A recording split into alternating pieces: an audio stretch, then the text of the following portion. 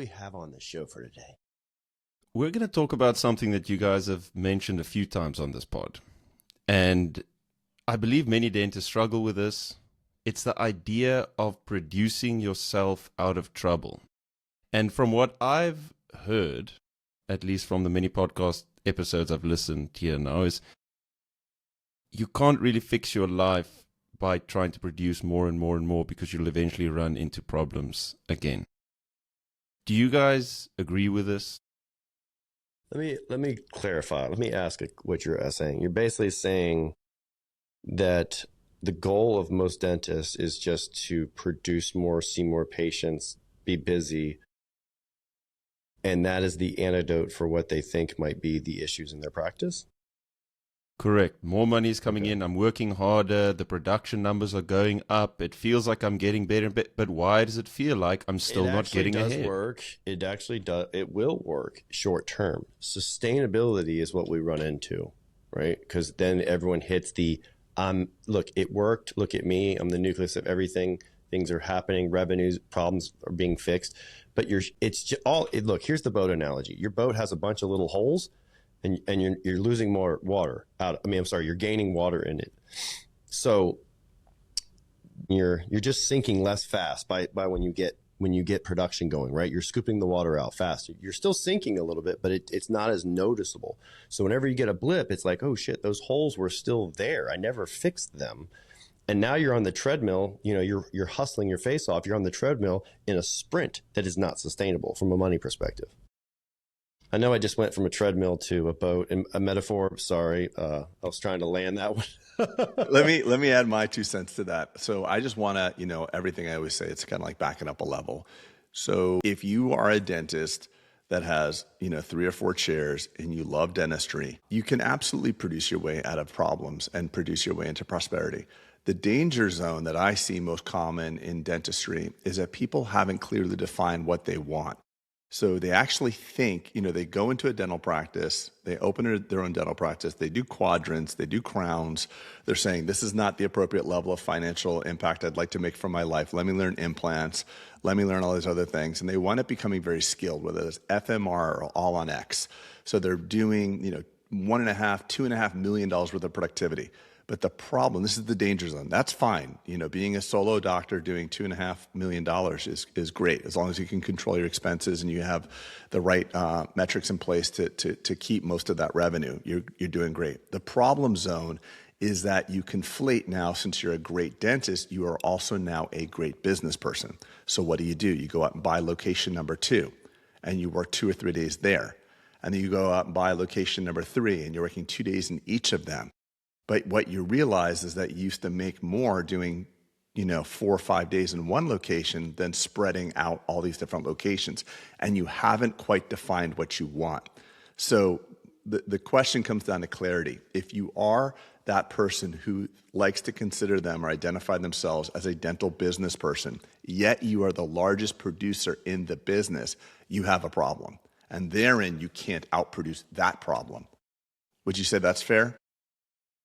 So if you have a successful enterprise and you are at least 60% of it, that's the problem you can't produce your way out of.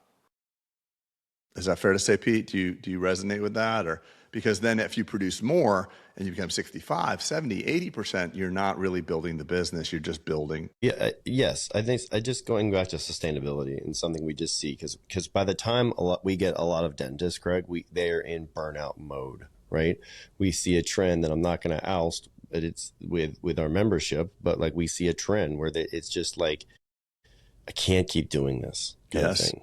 Right. And so I think it feels good to solve the problem. I think it feels good in your come up to be the hero, to look at me, I'm 70% of collections. And then you have this revelation later on, 5, 10, 15 years in your career, like, wait a second, this is a problem. Because my back's starting to hurt a little bit, my wrist is hurting a little bit, and I've created a great job. And I know we talk about this a lot on this pod.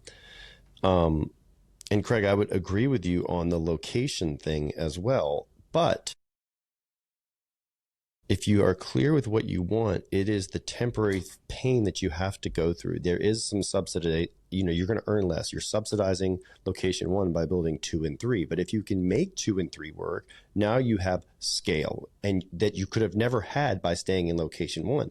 So I hear you sometimes harp on like, hey, don't move, don't go to location 2 and 3, because look how good it can be in 1. And I come from the counterpoint of, no, look how good it can be in 6, 7, 8, 9, 10 kind of thing, right? Locations. Yeah, It's but you had clarity that most of the people that I interact with are in a bad spot because they're in location 2 and they are thinking of themselves as, I am going to be the dominant producer in location Yes. 2, 3, 4. Okay. That's the problem. You said to yourself, I'm going to be a dental business person. I don't care if I do the dentistry. I'd rather not do it. I'd like to open up many locations. You never imagined yourself driving 40 miles an hour. 40 miles in 2 different directions, east and west, to go prep teeth in 3 locations. That was never part of your plan. That's the problem most dentists are actually thinking. They're buying locations to work in them. I asked them, why'd you buy that? Well, I kind of, we have 2 masterminders that are in this situation. They're in the master's level. Why did you buy that location? Well, I wanted to practice over there too. So it wasn't like that was a great location to hire a bunch of dentists. I want to practice there. So now they're major practice producers in location 1, location 2, and location 3. There you can't solve that problem. Agreed. So I just think I think one of the things you're guilty of, Peter, is I always say this, and it's a compliment, but it's also just for other people as a cautionary tale. You're a very skilled entrepreneur, and you know this stuff. So when we say, hey, look at what I did, it's so easy. Do that. I just think I don't want to lead people down that path. But I also, okay, that's fine, fair. But I also don't want to lead people. I don't want to scare people into what if this is their true vision, right? I know, sometimes it's like we tuck people back, like just be safe, and be like, okay, look at all these dangers that Pete and Craig are saying. But like, there's also, if you're built for that, there is a place of massive prosperity. Right, but don't think of yourself as the producer. Right. So I think we can kind of land on this salient point. If your vision is to be a multi-location owner, 2, 3, 4, 5 locations, yes, there will be a temporary positioning where you may be the largest producer, but that is not sustainable. If in your 5-year plan should be, if you love dentistry, practicing out of 1 or maybe 2 of them. I think, Craig, too, that the thing that we see is people jump on location 2 and 3 because it's a quote unquote good deal, versus or it's time because look how much is doing production here. I'm going to open location 2 versus the questions I made myself say. And I had some good mentorship back in the day, but it was kind of like using, the Houston's model, right? Or having some SOPs. I made sure that number 1 was a flagship. I made sure number 2, that we were busy out of our minds in a capacity standpoint. And then number 3, I made sure I had a thoroughbred on board who was either a partner or a future partner that could then. And I honestly, Craig, I appreciate the compliments you said about me being a good entrepreneur. I couldn't have done it though. I couldn't have done many locations without having someone who had a chip on the table, a partner who was like, I'll handle this location. You keep growing. Okay. And then I put one there. I'll handle this location. Yeah, I still give you credit though, Pete, because I've had conversations with people who are on location 3 and I say, what about making that guy a partner? To which I get a recurring conversation of, I work so hard. I am not going to give up any of this right now. I'm not diluting. What does that mean? So you still get credit for it because the overwhelming, when I hear associates that are moving around different jobs, and I asked, was partnership ever available? I never heard an associate tell me partnership was available. And herein lies the burnout, going back to the burnout, is that when you have that, when you have many locations or you have a bunch of plates spinning and you are the only one who can spin, your body can never rest. Your cortisol is at maximum capacity all day long. And even though you're not running marathons, right? It's like I'm burnt out. You're not running marathons. You're emotionally maxed because you've been worried 24 hours a day, 7 days a week for the past 4 years. And so you're just burnt out. And so that is, I think, it's a cortisol thing. It really is. It's a stress hormone that is being produced by the fact that you have plate spinning. Yes, you want 100% of said plate spinning. But who gives a shit? Yeah. And then the real downside effect is, obviously cortisol in your body, not healthy, but it compounds. It's a vicious cycle downward, because when you're a panic animal and your body's fully pulsing with cortisol, and it takes one like me to know one, your unconscious leadership sucks. So people are coming up to you like, hey, the handpiece broke. And you're like, you can't handle it. How was so your leadership on the side of the road, right? It was fine. I did well. My son's like, hey, Dad, you didn't freak out. He's like, and then the other kid's like, you were shaking. But anyway, you just can't, you can't lead effectively. It's analogous. That's why I looped it back in. I wasn't trying to shame you, but there is metaphorically speaking, that is sometimes what we put ourselves into, is the pukey Cybertruck, right? We put ourselves there and then wonder like, hey, I can't keep doing this. Like, no shit. No, but it compounds those. So you're in the shitty zone. Your leadership quality sucks. People don't react well to you because you're not in a good emotional state. So your state is like one of the biggest parts of your leadership, your psychology and your state. It's not your skill set. So you haven't slept properly in months because you're spinning all those plates. And then you need to be a leader, and you're not in a resourceful, good state. Totally. You're not in an emotionally good state, and it gets worse, and it compounds the dialogue, and you're like, screw it, I'm all alone, no one cares, I'm the nucleus of everything. And then it even gets worse. It just becomes this vicious cycle. So if we look at our lives right now, Peter, we actually do less than we've ever done in our practices. We have less responsibility, we make more money, but it's because of our state and our emotional tenor. Like we're not in the operation zone. Here's a question for you. Remember, like, think back to your most productive year ever from a collection standpoint. My personal production. Your personal production. Did you ever think, and I'm guilty of this, well, the rules don't apply to me because it's so important. I'm so important because of the revenues in which I do. Therefore, I should get the hall pass. Yes, I barked at you. Yes, I was the bad leader. Yes, I didn't do. Yes. But guess what? Who's got I'm the guy here kind of thing. And so that was a very big flaw in my psychology, is thinking, because I was the nucleus, because I was the sole producer, essentially, because the business was predicated around me, the rules didn't apply. Right. And so retention, every rule. Okay. Yeah. Being I late, lost people. Yeah. Mm-hmm. Yeah. Everything. It's all in service. I am the business. Therefore, I am the king. Everyone else has to bend. I can take your handpiece. I can take this room. I can show up late. I want to just take one more thing too, by the way, because it's a personal story that's happening to me right now. So I just want to point out that, and we talk about this too, Peter, life is not the absence of problems. Life is in getting higher quality problems. So the first order of problems was, I don't make enough. Let me learn more CE. Let me do more higher levels of dentistry, right? And then you get that. And you're like, oh, wait, I'm making really good money, but I have no freedom. I want freedom. So then the next level is, how do I make money without having to see patients, right? And then you get that. And now you have extra time.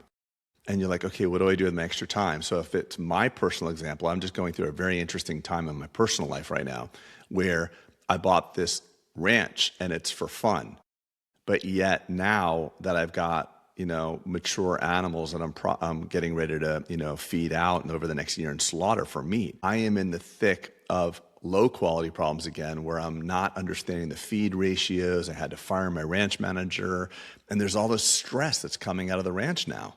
And I have to sit here and kind of laugh at myself because it's just this human nature thing that we do. We solve a problem, and then when we have extra bandwidth, we get back into another problem. So I want to have everybody give themselves some grace in that when you finally solve all your problems and you're out of burnout mode, you will take on new problems. You will figure out, like, how do I sail across the Pacific? Or how do I write that book? Or, you're always going deeper. My buddy John right now is in Ecuador doing this, 40 years of Zen thing with David Asprey and trying to figure out how to extract more out of life. Mm-hmm. So I just want everyone that's in the struggle right now to know that you will remain in the struggle. It's okay to be in the struggle. The only thing I wish for you is that your problems become higher quality. You're not going to have absence of problems because humans are not meant to be sedentary. We're not meant to be like house cats. We're always going to do something. I mean, Pete, what are the things you're working on outside of business now that are taking up a lot of your bandwidth? Good things. Nothing really. I mean, still related to, things right now or, What?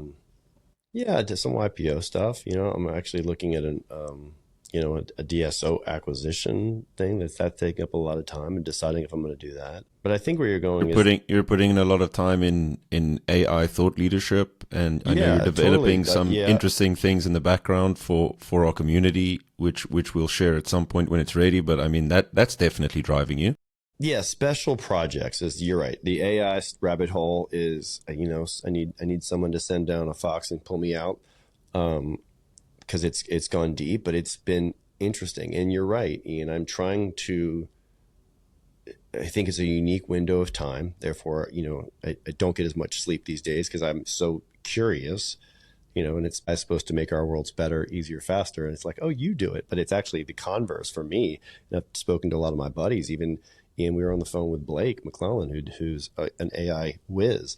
And he's like, dude, everyone's saying this right now, that they're like, not getting sleep because there's a window of time in which you can make massive impact and really learn the craft.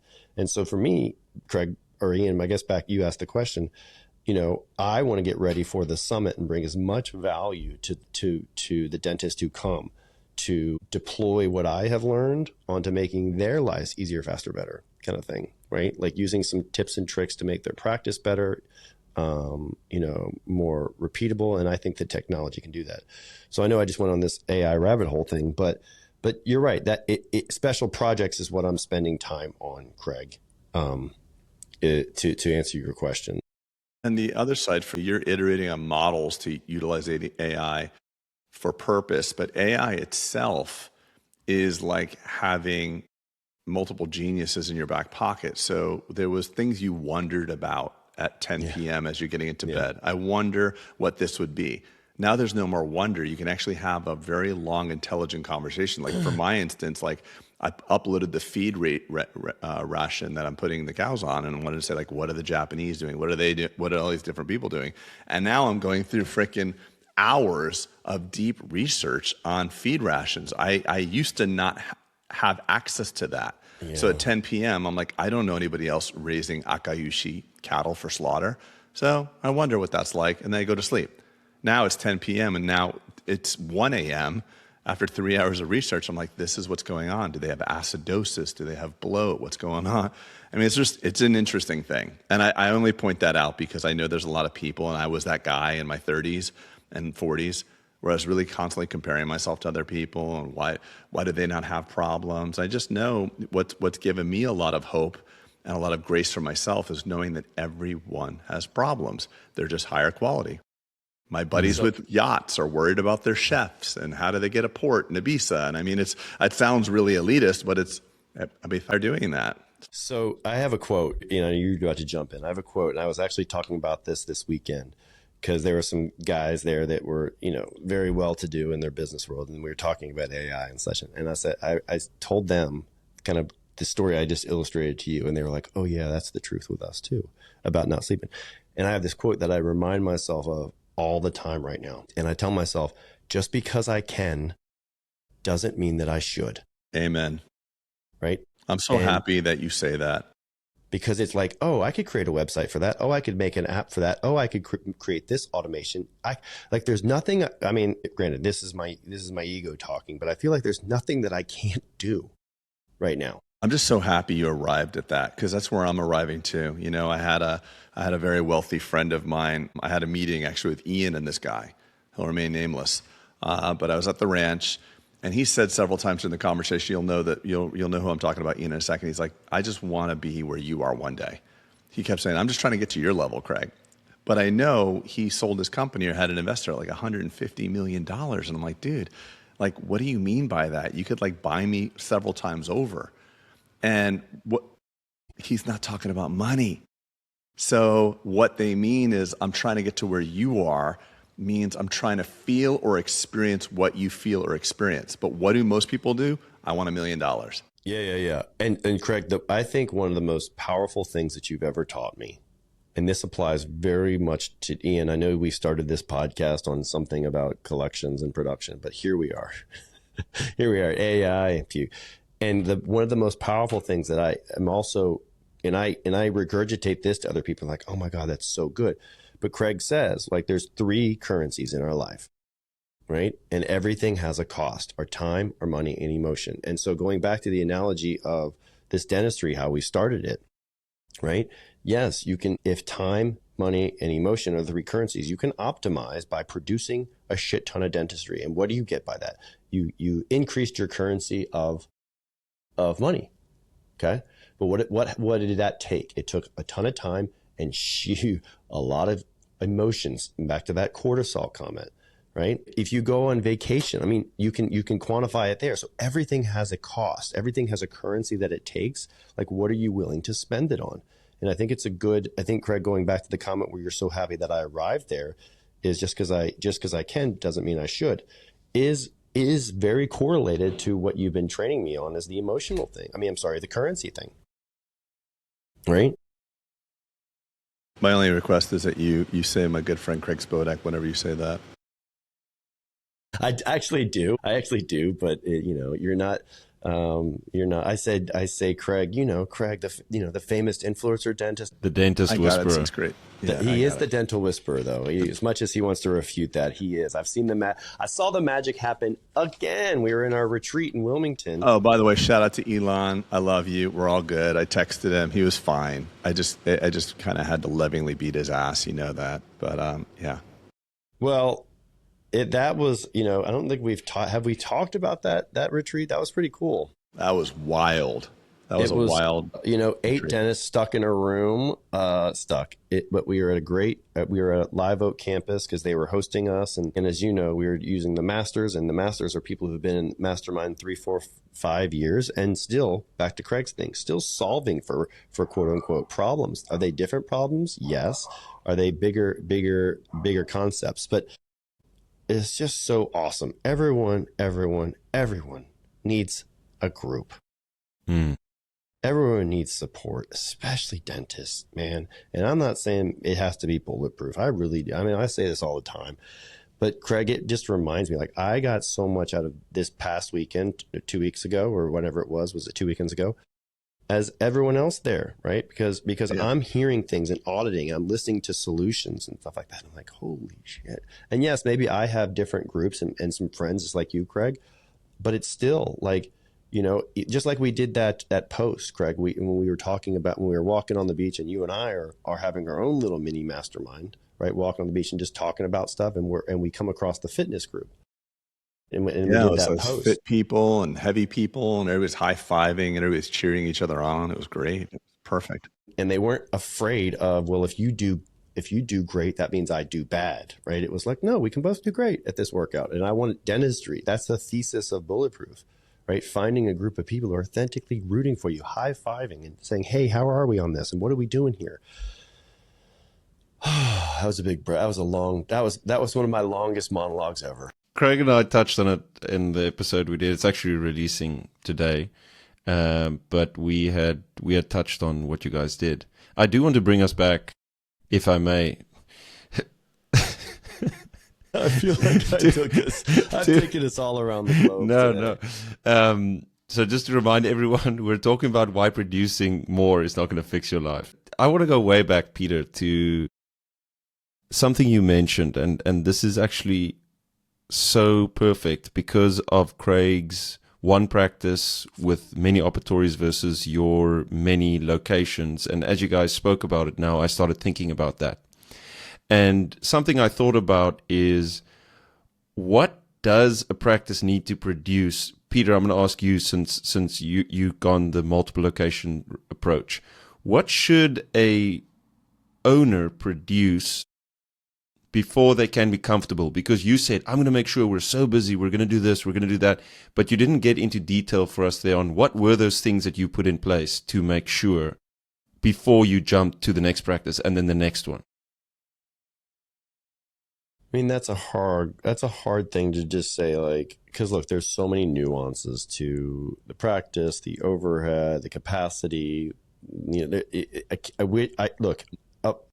Of all people, yeah. Well, of all people, Ian, I want to give you an answer so badly right now with just a numerical number, and then be like, that's it. Here's the magic number. But like, because that's, I like a tactical answer and move on. But what is the number that you need to produce? Like if I was the guy and I was in that office, it wouldn't be what number am I producing? It would more being like, what's the office overhead? What's the productivity per chair that we have? What's my APPV? Some metrics, are we able to enroll dentists? And I would actually put it, Craig, in this scenario, I'd like to hear what you said, it is mainly at the APPV number, right? Because that's an at-bat number. And it stands for the average production per patient visit, right? And so that would mean that you have scaled the ability to enroll a lot of dentistry as an aggregate. It's not just a numbers game, it's a numbers plus conversion. And so that was probably one of the biggest things I looked at. So it was, are we busy? Is our APPV high? Is there a little bit of wiggle room? Have I gone down a day, or do I have a little bandwidth where I can go create pod number 2, so to speak? So, Ian, I didn't give you a number, but I don't know the number. I have some suggestions on this. So dentists are so poor at understanding what they want to create, what they want to feel or experience, that I've never really, the typical way, and the reason why you tease me as the whisperer is because I actually have to suggest things to dentists. So I'll have to, and we've done it on my story. Hey, if you could make, I just want a business. I want $1 million. I'm like, okay, if you could make 250 grand without picking up a handpiece, how does that sound? Oh my God, that sounds great. Okay, so now we have clarity. I can't tell you what I want. So let me offer things. If I could tell you to sell, and then you'd work for a DSO, how does that sound? Well, I could do that. That sounds okay. And then, is that exciting? So what I look for is I look for something that resonates with somebody. And now, Peter, we've been doing it so long, you can tell as well. So when we finally got at the master's retreat with some of our doctors, it's like, hey, do you want to do dentistry? And then well, no, I really don't want to do it anymore. My body hurts, blah, blah, blah. And they get you can tell by their physiology that is a resounding thing that they want to create. Then you reverse engineer. Like Peter says, just because I can, maybe I shouldn't, or I don't have to. There's another one that I would say, uncontrolled growth is cancer. And when you travel, like where you live in South Africa, and Ian sends me pictures of his life and his family, and in Europe, they have a much better quality of life than we do. We are gunning and constantly working, and we'll get the Ferrari and all the bullshit and the sparklers at the dinner and poppy steak with the glowing box. But our quality of life, our deep relationships as the average American is not comparable to what they're doing in Europe. So I believe that the opportunity that we have in America is a blessing and a curse. Because while you're sitting here doing your single location and making your money and doing dentistry, there's some other new grad that's 34 years old and he's got 48 locations and he's got a jet. And you're like, what the hell is wrong with me? So the opportunity to do more is sometimes a curse as well. It feeds into the striver curse. So my question to you, to get some tactical information, do you like dentistry? If yes, fantastic. Practice dentistry. And maybe you practice and you make enough and you produce enough that you could actually live on a fraction of what you take home. And then it's your responsibility to invest that other percentage. You don't have to go out and buy dental businesses. You can invest in real estate or equities or something so that you are actually making money on your money. That's one thing. If you don't love dentistry anymore, if it's not what it was cracked up to be, or frankly, maybe you've just done it for 2 decades and your body hurts, then consider scaling your dental practice. And at which point you have to define how much money you'd like to make passively. And then that answers your question, Ian. So if you say, I want to make 300 grand passively, we know that a good profit margin is 20%. 300 grand, 20% to make 300 grand is $6 million, right? I did that right? No, what I do? No. I'm sorry. God, listen to me. I can double check you. Oh, give me the math again. No, so 20% would be $3 million. 10% would be, $6 million. I did it right? No. Yeah. No, what am I doing? Dude, can we edit this whole thing out? I don't know. Who's the one who's been on adult spring break? Me or you? No, I have been clinically diagnosed with a learning disability. You know that, right? Yes. Okay, so give me the number you want me to work at. I want to make 300 grand. So 300 grand divided by 20%. You know the math. You can do it. I feel like Joe Biden. Come on, the guy, Look. I'm just watching this. I'm just watching this. Look. Do you have it? I could be wrong. It says 15 million, but that could be wrong. My goodness, it's this is 5 million. I was letting you 1.5. Craig. Why do you do that, Pete? Why did you do that? Why did you let us struggle? 1.5 million, Jackson Hole. That's what it is. I was just watching this. I'm like, I have the answer very quickly because I am a good but why do you need to make everybody look bad? Here's why. You didn't look bad. I looked terrible. So anyway, can I complete the story? Everyone's got their superpower. Mine happens to be math. Okay, good. So you want to make 300 grand. That means you need a $1.5 million practice. And then we all know that 20% is realistic, but we also know, and APPV is probably like, 400 grand. You can do that. 300 grand, we can do it, right? 300 grand per chair. So 300 grand, 1.5, check this, Pete, I'm going to do it right. 300 grand, that's 5 treatment rooms.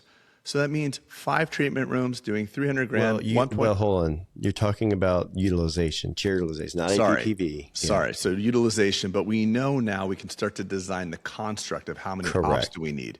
You don't need to go say, I need 28. Well, and that's what we did in Live Oak, right? And when we were in their mastermind is that Craig would break down kind of like, hey, what do you want, right? What's the success? Now that you've done all these things, what's success? And so a lot of it was people building new buildings and creating this and that. And then you were creating the idea of, I don't want to say passive, Craig, because I don't think that's a good term for entrepreneurial profit inside of dentistry, because it's not passive, right? You don't just scoot by every month and get the check. You're still in the business, whatever capacity that is. Okay. Yeah. Well, identifying your zones, like what do you like to do? So and that's what you want to feel or experience. Well, hold on. And then we did take that. And I always say that try to deal from data, not emotions. And it's like, I didn't know I could do that. And then we just broke down and we just reverse engineered this entire plans for people based on what was the primary outcome we were trying to solve for. What was the dollar amount? What was the time amount? What was the emotional amount? Back to those 3 currencies. And I got you, Craig, you remember, I got a big ass whiteboard that I saw. Great. And we were just going, and I was just writing down things and people were like, oh shit. And then every one of them at the end was like, I was like, take a picture of this. This is your new roadmap. That was great. It was really great. It was. Yeah.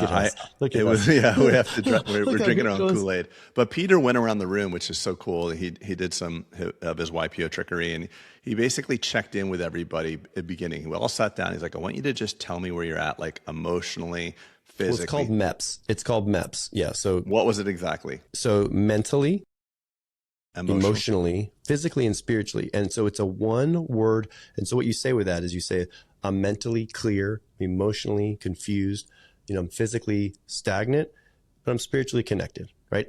And then I'm in, is what you say. I'm in. So that you don't start said weekend with someone who could be in a crisis. And that was so powerful, Peter. We went around the room. So Peter goes first, I go second, and I was feeling mentally connected, spiritually good. I was good every way. I was physically comfortable. Well, you kind of blew off my exercise in full cards on the table. Well, I did. Because you were first. I presumed these are our masters. These are people that have been 4, 5, 6 years in. They're not going to be in a crisis mode. But every single person in our group was not tens across. People were burnt out. And I'm like, oh, shit, we got work to do. Mm-hmm. So these are people that have done the work tactily. They're building buildings, they're growing teams, they're hiring associates, but ththey're not feeling or experiencing what they're supposed to. So getting that clarity. And I thought it was really powerful what we did with Dr. Anna and Mimi and Trey. It was so cool. It was so cool. And I got so many messages from that. I think we did a big service. But to come full circle to your question, Ian, this is what's wrong with the dental business, is that you ask any person who wants to give advice, like Peter and I, what is the number? What is this? They will tell you. Right. And then you'll wind up getting that, not being happy. So true. And even if your opinion on what makes you happy changes, it's going to still give you some degree of solace that you hit the goal. So Peter and I had points in our careers where we said, if I could just make 250 grand, I'm set. And we wrote that down, and then we got 250. I'm like, that's kind of funny. I want more now. But if you never really define it, your goals become abstract, and you can't check them off.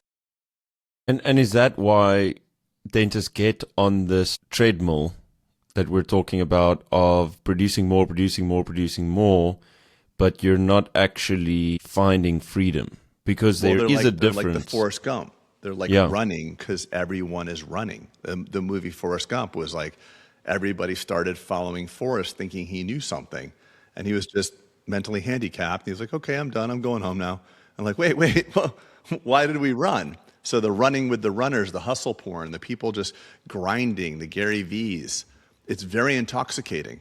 So if you're in a circle of clinical mastery and you're full arch Friday every Friday, you know, and as Pete says, it's never a failure Friday, you're just going to start running your ass off.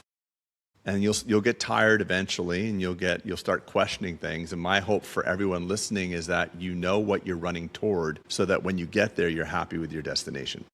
Well, yeah, it's the striver's blessing and striver's curse, right? Because I think there is a blessing to both, but you got to be aware of that. And sometimes, and you're right, Craig, if you are a gunner, right? If you are an entrepreneur, if you're a hustler, if you want a lot of things, you can do what I did in life and create fictitious goal lines, hit them, and not even acknowledge that you crossed the goal line, and you're like, yeah, but what's next? What's next?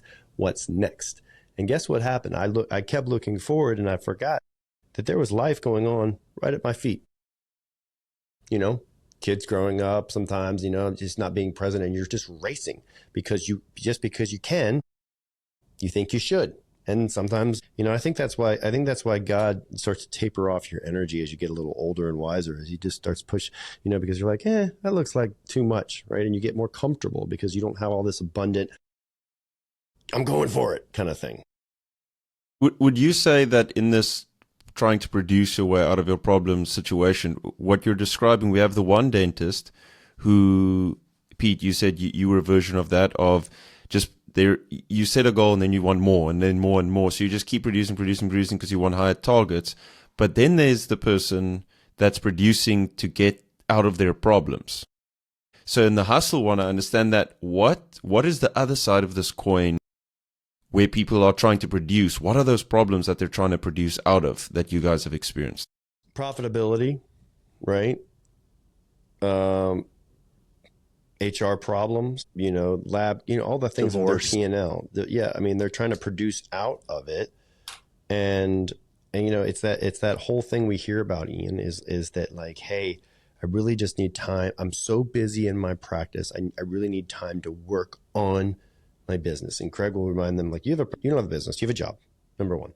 Number two, what does that mean to work on your business? Do you actually have the skills to work on your business? What are you going to do with the day off you get? You're like, well, I'm going to do payroll, and I'm going to make sure this, that, and the other sterilization stuff is working well. And Craig's like, that's not working on your business kind of thing. I think busyness and production, they're all great. And I think every dentist, I want to go on record with this. I think every dentist, regardless of what you do in the remainder of your career, I think you should strive to be really good, to be super productive, like over $1 million consistently for a little bit. I believe in this, you know, maybe 1.5, maybe 2 even, you know, but like 2 is probably not sustainable. Like I never could sustain that. Could you, Craig? Yeah, okay. I was able to, but yeah, and I know people that can strive beyond that. But yeah, I think it's at the upper levels. Yeah, and so I think there's value in like saying I did it, but that doesn't mean that I have to do it in perpetuity. I think it also gives you chops for kind of being a mentor in the people that are coming behind you. Ian, I'm probably going off track again with this, but going back to your problems, I think it's like sometimes you get so busy and you're successful in one aspect of your, let's call it your business or your practice, that becomes the drug in which you have to do more of, right? Because you're like, oh shit, I know I need to learn about this P&L. Oh shit, I know I need to know more about this marketing. Oh shit, I know I need to handle this HR problem. But it's so much easier just for me to go and prep more teeth. And there's another layer, Pete. Things at home may not be going great. When you go to the office, you have significance. It serves your ego. Totally. Doctors here. Like you go home, your spouse is like, hey, you left your socks on the floor. You get to work, it's like, doctor's here, doctor. So there's a lot of significance. There's a lot of ego involved in the dental practice. When you're talking, Peter, it reminds me of the book that you and I were fascinated with years ago called The Almanac by Naval Ravikant. And the overarching thesis is that there's two sides to it. Naval is like a modern day Stoic philosopher. He says the first part of your life, you have to be relentless in your pursuit to break out of the financial or the gravitational pull of poverty, essentially. You have to be the gunner. You have to work your ass off, 70 hours, relentless, no life balance. But then once you reach some financial security, you're really meant to shift gears and become like this monk. So you have to be a driver to a monk. And those that are successful and happy stop the striving at a certain point. Like, as you said, God like kind of zaps your energy and you're like, you can opt out. Because if you don't opt out, those are really caustic people, toxic people. I know those people. Pete, I'm sure you do too. Yeah. They're very, very wealthy, but they're obsessed with money. And I've gone to dinner with people like that. It's crazy. I've had one really wealthy guy like so rude to the waiter and arguing about if this is a 3-pound lobster and how much it costs. And I'm like, I'm the poorest guy at the table. I'll buy everybody's dinner. I don't want to pay emotionally and with my time. So there's a real problem if the striver's curse continues and you're not getting happier. Naval always says, if you're so smart, why are you not happy? Why are you not happy? If you're so smart, why are you not happy? So be intelligent with your design. What's the goal? That lands, and I think we're getting up on some time here. I mean, Ian, see how easy it is for these two dingbats to just keep talking about, hey, what about this? But Craig, I do want to bring up the Naval thing, because I think what we're talking about here so much today is setting yourself up for the marathon, right? Without knowing that you're about to go into a marathon of everything depending on you. And Naval's like, the most successful people do not function in marathon mode, because you can't do that. They function, I'm reading it here, that you should be more like a lion hunting and less like a marathon running. You sprint and then you should rest. You should reassess and then you should try it again. You end up building a marathon of sprints. And I think that is good, going back to kind of the 3 currencies and your cortisol. And what we're learning time and time again is that running as fast as you can to fill in the gaps of your business because you can isn't sustainable. And it'll work for a few years at the consequence of what is the question mark. Yeah, for those that haven't read that book, The Almanac, go in and read it. I've told my wife, I don't know if she'll remember or not, but if I got hit by a bus, my son and daughter have to read that book. It is just brilliant. Naval is a modern day Stoic, first principles. Another famous quote, and I see this in some of my wealthy friends. He always says, if you can't be happy with a cup of coffee, you'll never be happy with the yacht. You have to be able to extract joy from the simplest things, or else that striver's blessing is truly a striver's curse. It's never going to be. Remember, we had Eric Jorgensen on the pod. Yeah. Right. He's the author of the Almanac. Right. That's right. Right. And so we did talk about that. So that's a good one. If you don't want to read the book, you can even go and listen back to, the good old Bulletproof pod. Yeah. With Eric Jorgensen. Yeah. With Eric Jorgensen. There you go, Craig. You remember that day? I do. It was a great day. Right. Remember when we had Patrick Bet-David on? You didn't know who he was? I know. It's crazy. I remember being at the Breakers Hotel and you're like fangirl. The beginning of that podcast, you should go back to that one. We should put show notes to these two. I can't. Peter reminded me of the Miss Tennessee beauty pageant. Can you give me the name of?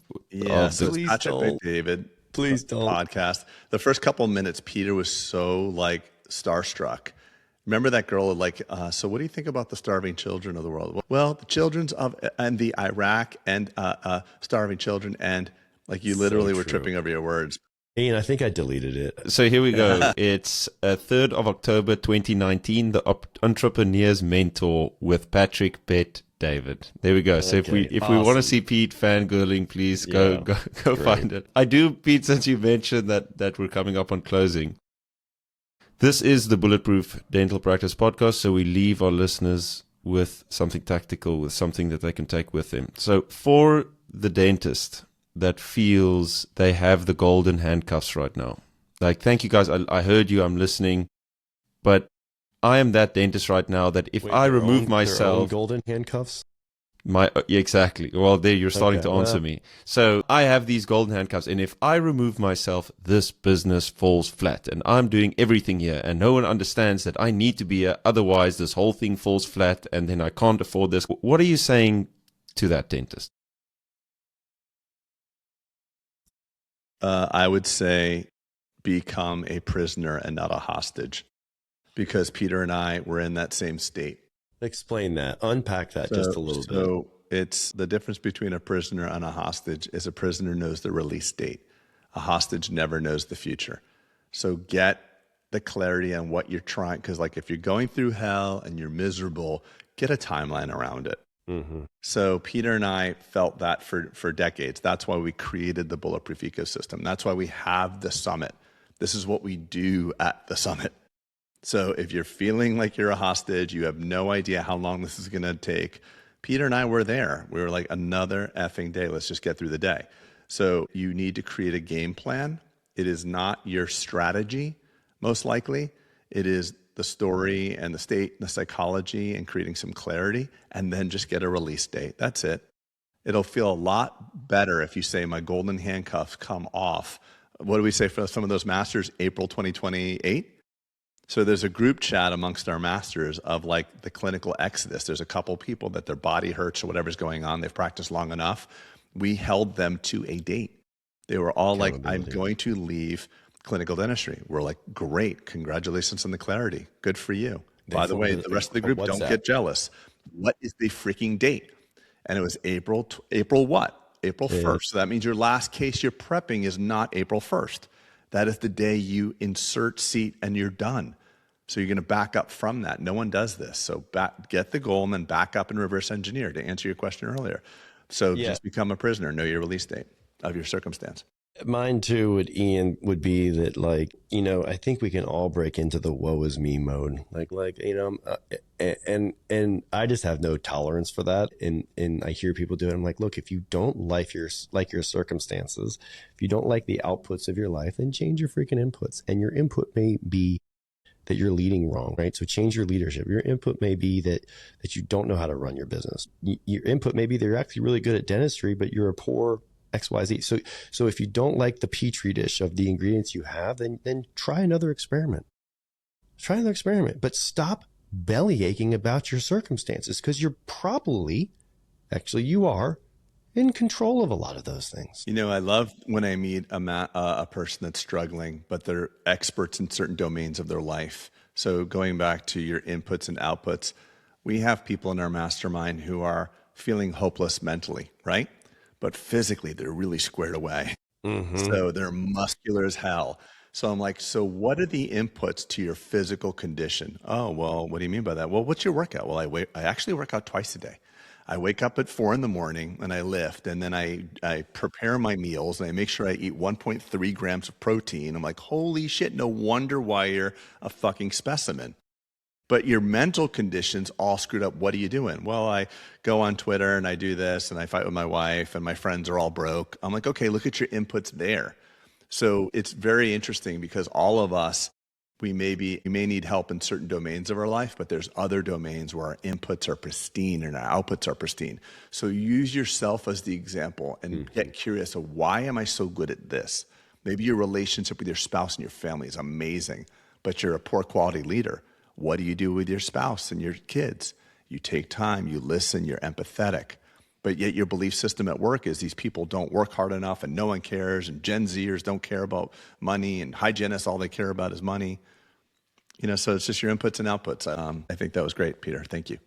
So as always, I want to remind our listeners that we have the resources where you can reach out to us so that you can get more help or you can get more advice by emailing the mystory@bulletproofdentalpractice.com email. At this point, I'm looking at them myself, so this is not going somewhere random. This is a direct link to Peter and Craig, and I know that's what's important to you guys because they hold the wisdom. So at this point, if your story is something special and you want to share it, we are here. Send it to us. You have a chance to come on the pod. Then also, if you just want to rant or share something, give us some feedback, anything, the Bulletproof hotline is there, and we've been getting calls. I love them. They're so funny. We're going to be doing a hotline episode in the next one, I think. But the number, can I read it, or do one of you have it handy? You got it? The hotline number is 561-933-5575. Perfect. That is perfect. And then the final thing is the Bulletproof Summit. I hear we're mostly sold out or half sold out. What is that? We're half sold out at this point, and we are 3 months out, people. That means that we have 250 tickets left for you. And you might think, oh, that's okay. But people are buying 20 at a time, 10, 15, 20 at a time, because they're bringing the entire team. So do not email us asking for tickets. Craig and Pete said this happens every single year. Please get me in. Please get me in. You tell your Invisalign rep to call my rep and say, I need 20 tickets. It cannot happen. We're going to sell out. Please do not be that person. Last year, there was 50 tickets on the last week that people wanted to get. So don't delay, please. That was my plea. And that's a cut. That's perfect. So don't delay, please.